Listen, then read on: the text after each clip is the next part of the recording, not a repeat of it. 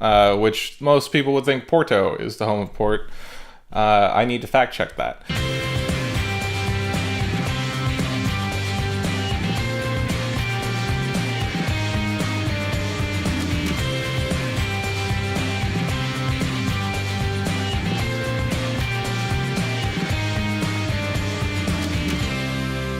Welcome back to Rewind with bschwitty, because I'm the passenger and I ride and I ride.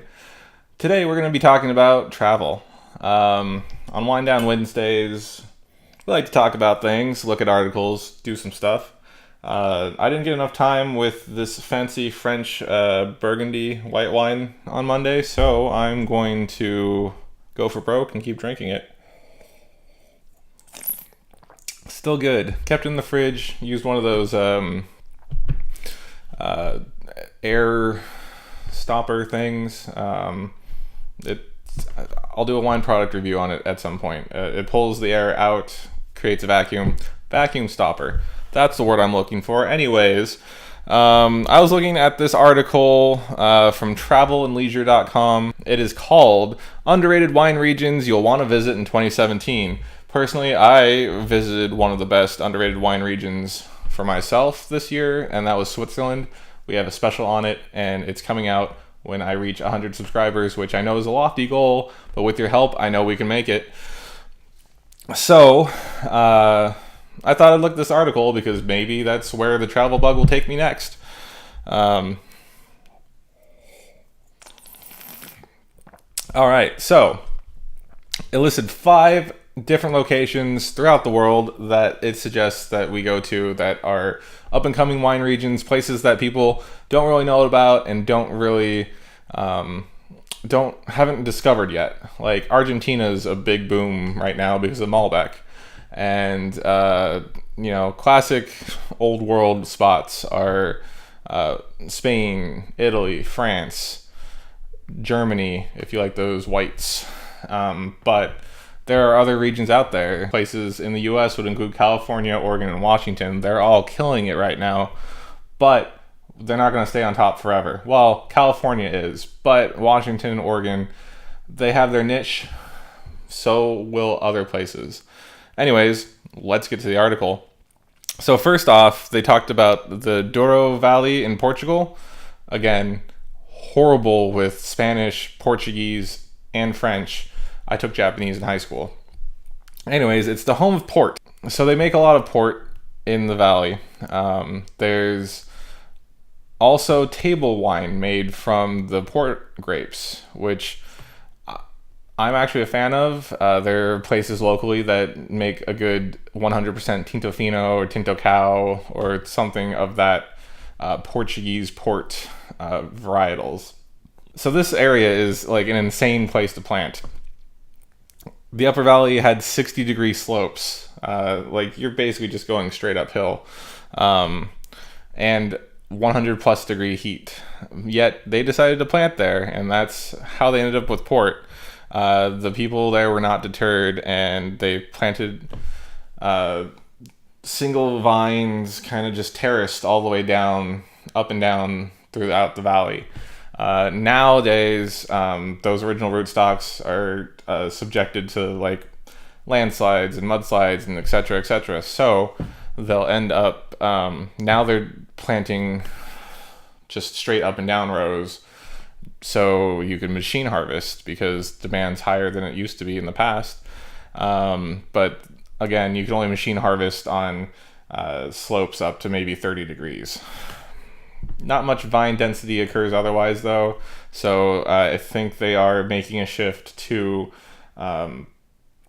plant in a up and down fashion versus along the terrace lines that they traditionally have. Also, in 2001, it was pronounced a UNESCO World Heritage Site for viticulture tradition, which I think is pretty cool. If you respect wine,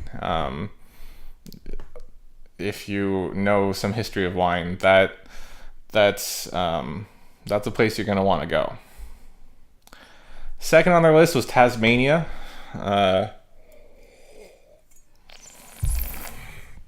Now, Tasmania is an island off of Australia, which I think it's part of Australia technically and is considered Australian wine. Australia has a temperate climate in that area.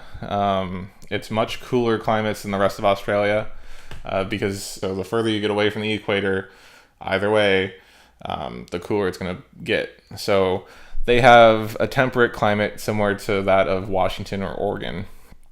And with 230 vineyards and only about 3,700 acres planted as of 2013, they make for a good basis of Australian sparkling wine. They'll focus on cooler climate grapes like Chardonnay, Riesling, and Pinot Noir. So actually it is basically another Oregon.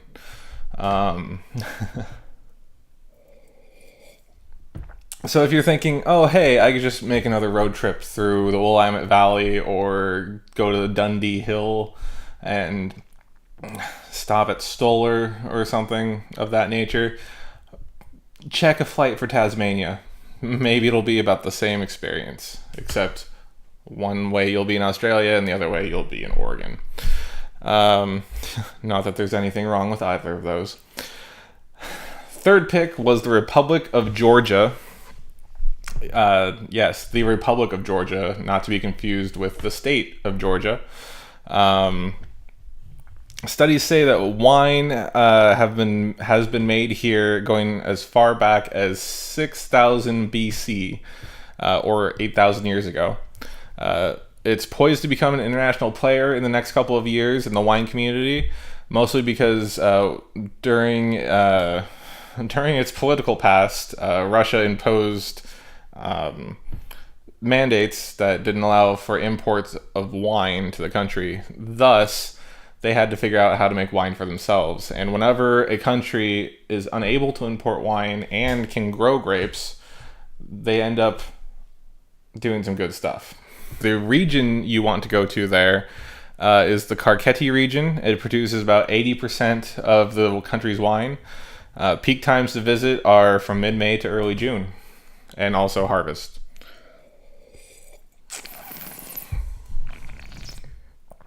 Fourth on the list, they picked a location in South America because I think they were just cherry picking all across the world. Try to hit 5 different continents on this. Their pick was Uruguay, and Tannat is the number one varietal there. It makes up the majority of their wine. It's their signature varietal. It was referred to as, and I'm going to butcher this one as well, Uruguay. Again, correct my pronunciations below. Just like Argentina and their adoption of Malbec, they've managed to give it a longer growing season and develop more rich characteristics to it. The Tannat from Uruguay will have a more plump and velvety texture than French Tannat, which I think is pretty cool.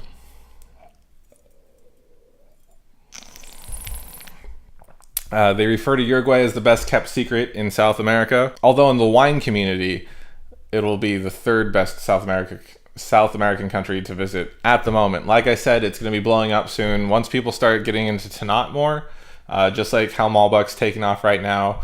And think about, I was talking about Chardonnay earlier and Merlot in a previous episode. Think about how Chardonnay blew up and then was oversaturated in the market and then faded into mediocrity. Or how Merlot did the same exact thing. Malbec's going to hit a point of diminishing returns, and then Uruguay is going to step into the fray with Tannat, and Tannat's going to be the new it varietal. So you heard it here first, at least if this is news to you. 90% of Uruguay's grapes are grown in a maritime climate, so it allows for cool breezes at night, probably a bigger diurnal shift than you would find in a hotter region. The final location on this article from travelandleisure.com states that upstate New York is the 5th and final selection for their places you need to travel to in 2017 for wine. Now, obviously, there's a good reason for this. New York is probably the fourth best state to get wine from currently, although Texas is making a contention. Arizona's kind of starting to boom. I've heard things about New Mexico, not good ones. Shout out to my friends in New Mexico. Anyways, upstate New York. So the Finger Lakes are probably the most renowned out of the AVAs out there. There are 9 different AVAs in New York. Finger Lakes will probably be known for cooler climate wines, something similar to an ice wine, if not ice wine.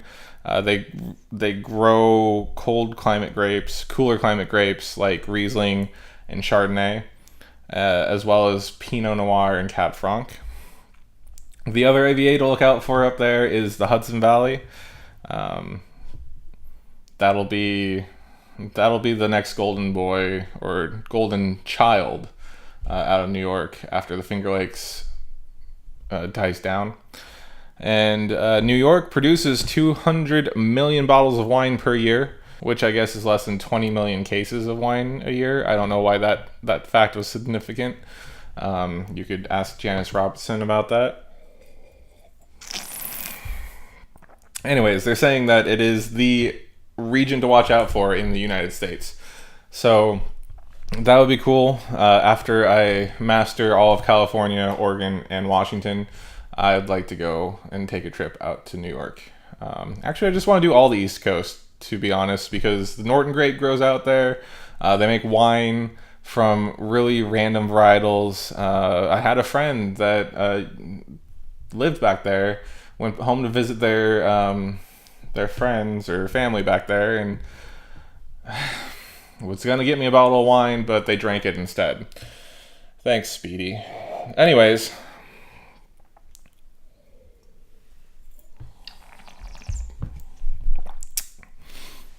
thank you for joining me on this Wind Down Wednesday. I'll see you Friday. And I just want to say it's been awesome. This is week 6, I think, of Rewind. Thank you so much for sticking with me. Thank you for joining me if this is a new first episode for you. We do episodes on Monday, Wednesdays, and Fridays. Mondays are educational, Wednesdays are Wind Down Wednesdays, and Fridays are a grab bag. I'll see you Friday. I don't remember what I have in store for you, but we'll figure out what it is when we get there. Please comment, like, subscribe, share. Anything you can do that will help. I just appreciate having someone watch this. I can't wait until I can spread more of my wine knowledge and interests with other people. That's it for me here. I'm bschwitty. I will catch you next time.